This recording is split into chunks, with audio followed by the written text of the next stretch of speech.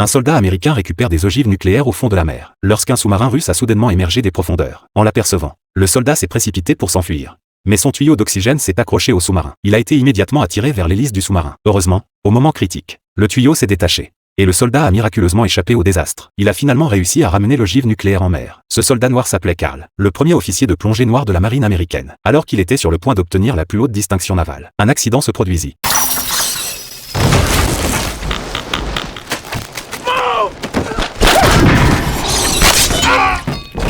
Carl se cassa la jambe sur une chaîne alors qu'il sauvait un camarade.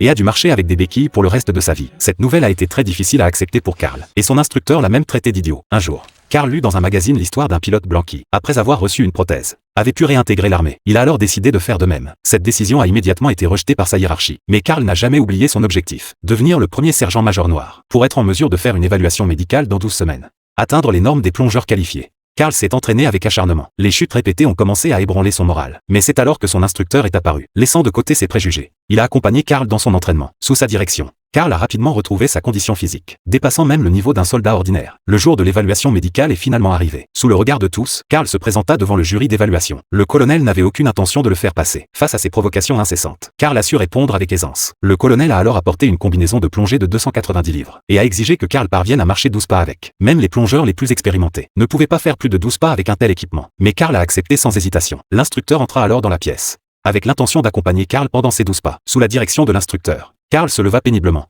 et a avancé pas après pas. Au 7e pas, la prothèse n'a plus pu supporter le poids, émettant un craquement, alors que Carl, le visage crispé par la douleur, sur le point d'être écrasé par la combinaison de plongée. God damn it, Cookie! Move your ass, I want my 12!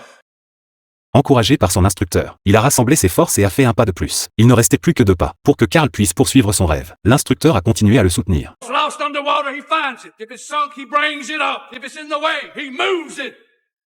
11. If he's lucky, he will die young 200 feet beneath the waves, for that is the closest he will ever get to being a hero. Hell, I don't know why anybody would want to be a Navy diver.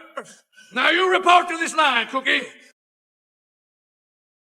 Et finalement, Carl a réussi à terminer les 12 pas. Tous les présents en ont été profondément émus, et le colonel n'eut d'autre choix que d'annoncer que Carl serait réintégré. Il a continué à servir la marine pendant cette année supplémentaire. En 1968, Carl est finalement devenu le premier sergent-major noir de l'histoire de la marine américaine, accomplissant ainsi la promesse faite à son père de s'élever au-dessus des autres. Tout comme lorsqu'il avait plongé dans la mer autrefois. Il a non seulement brisé les préjugés raciaux, toutes les injustices ont également été laissées derrière.